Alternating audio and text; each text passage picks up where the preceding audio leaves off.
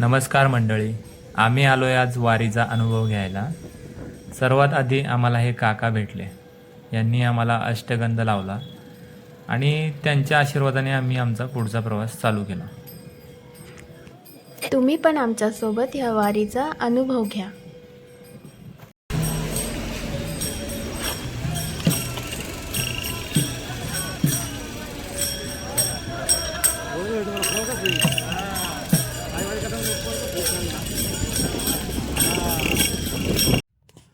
विठ्ठलाचं नाव घेऊन आम्ही पण वारकऱ्यांसोबत मिक्स झालो. काही प्रवास अंतर मोजतात, पण वारी हा प्रवास श्रद्धा, भक्ती आणि समर्पण मोजतं. पालखी पंढरपूरलाच का जाते रे? हा प्रश्न तुम्हाला पहिले का नाही विचारलीस?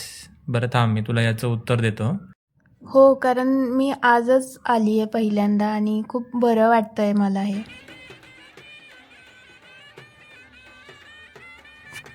नीट व्यवस्थित ऐक, मी तुला तुझ्या प्रश्नाचं उत्तर देतोय. हो, बोल ना. काय झालं? विचार करतोय की काय? नाही, विचार नाही करत आहे. पंढरपूर हे भगवान विठ्ठल आणि माता रुक्मिणी यांचे प्रमुख तीर्थक्षेत्र मानले जाते.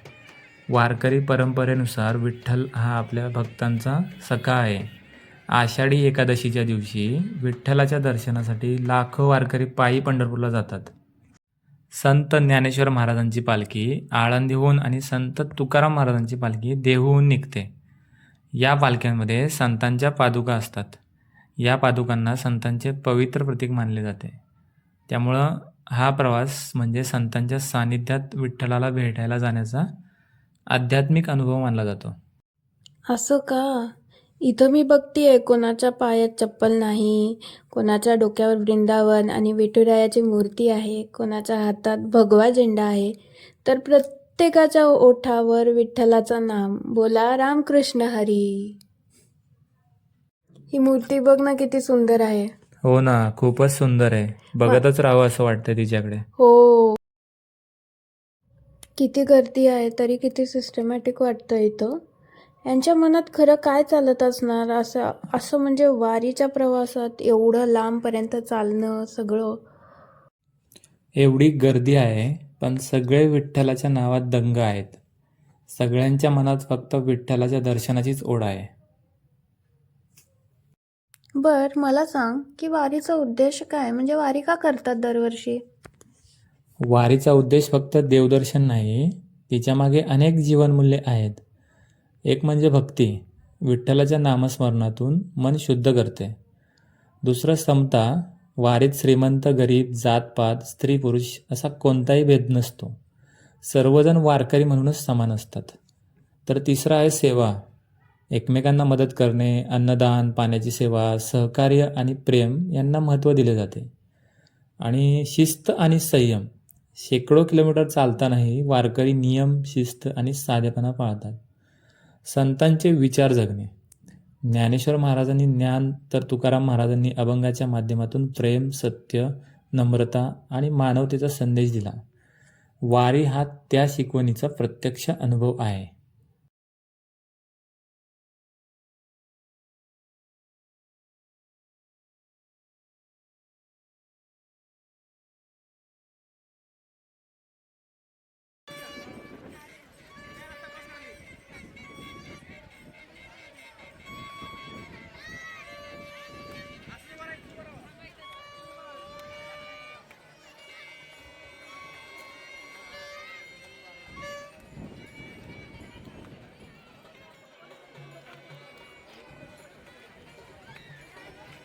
हा बघ ना, हा छोटा मुलगा बघ ना, दिसतोय का तुला? हा, बघितलं. हा किती क्यूट आहे. हा ना, त्याने विठ्ठलाचं मस्त असं सुंदर रूप घेतलंय बघ. आणि त्याला त्याच्या वडिलांनी त्याच्या खांद्यावरती घेतलंय. हो.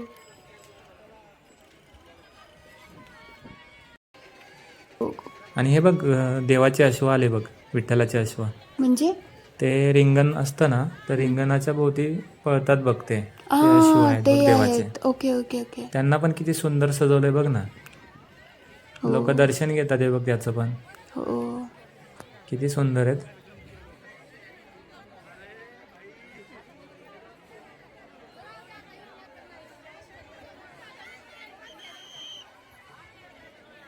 अरे ते बघ, पालखी पण आली आहेस. हे हो बघ. हो दिसतंय मला. हां, तो लहान मुलगा बघ. बाई काय दृश्य आहे हा. त्याला डोक्यावरती घेतलंय बघ परत पालखी आली की. माझ्या हातावर रोंगटे येत आहेत आणि डोळ्यात पाणी. किती सुंदर वाटतंय बघ ना ते. मला खूप छान वाटतं इथे.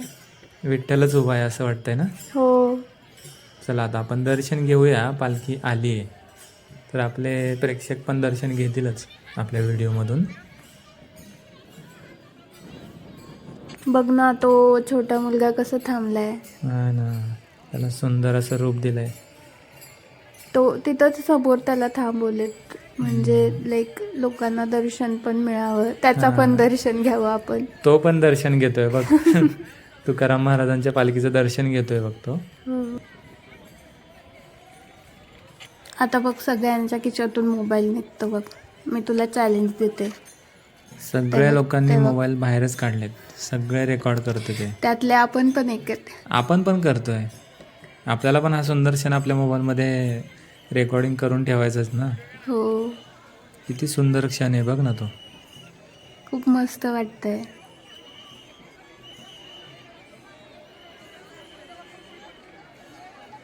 पालखी जवळ आली बघ.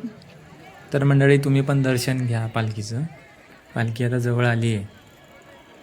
पण गर्दी किती प्रचंड आहे. हा ना, त्या गर्दीतूनच दर्शन घ्यायचं खूप अवघड होतं बरं. लोक फक्त ढकलाढकली करतात जास्त तिथं. हो खूप ढकलाढकली होतोय. बघ ना.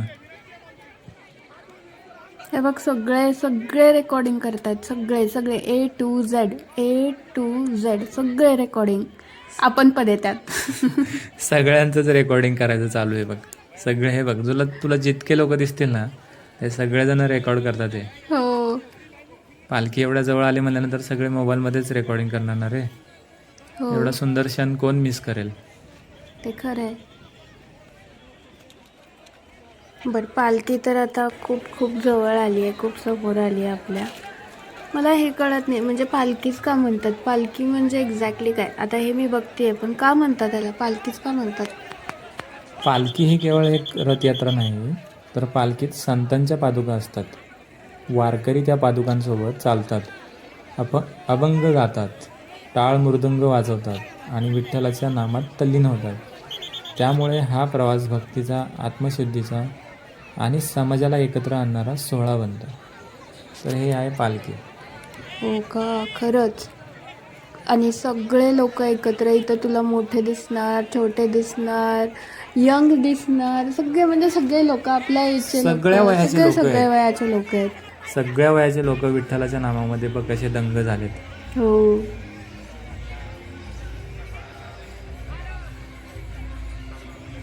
माझ्या तरी स्कूलमध्ये लहान असताना असंच आम्ही जायचो वारीला. तुला काय असं आठवण आहे का. नाही, मला तर फक्त आमच्या शाळेतलीच वारी निघायची, ती पण थोडी तेवढ्यापुरतीच. असं मी एवढं म्हणजे मोठ्या वारीमध्ये तर नाही आलो. असं दिंडीमध्ये गेलेलो आहे. दिंडी. हा दिंडी सॉरी वारी नाही दिंडी दिंडी. दंग झालेत, हो हो नाचतायत, गात आहेत. अरे लहान असताना असंच म्हणजे मजा यायची ना लहान असताना पण. लहानपण तर लहानपणच आहे. त्याच्यासारखं जीवनच नाही. हो, त्याच्यासारखा आनंद तर आता तर नाही येते. तर पण बघ समाधानी आहे मी तरी हे बघून सगळं. बघ ना किती लोक खुश आहेत ते. हो किती नाचतायत, किती गात आहेत. खुश वाटतं, बरं वाटतं.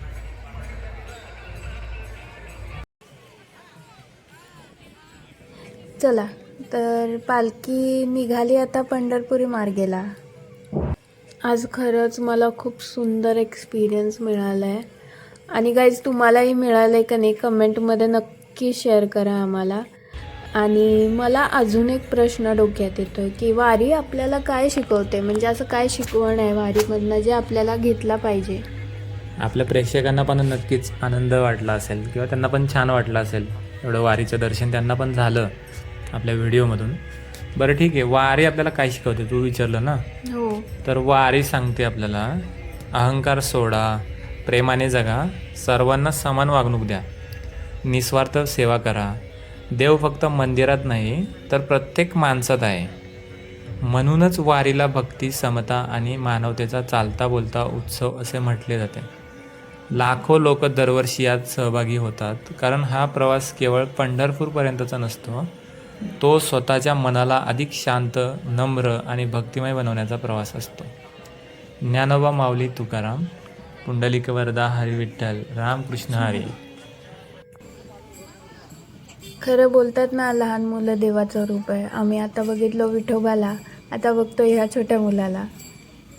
तुम्ही पण दर्शन घ्या विठू रखुमाईचं आणि तुकाराम महाराजांच्या मूर्तीचं.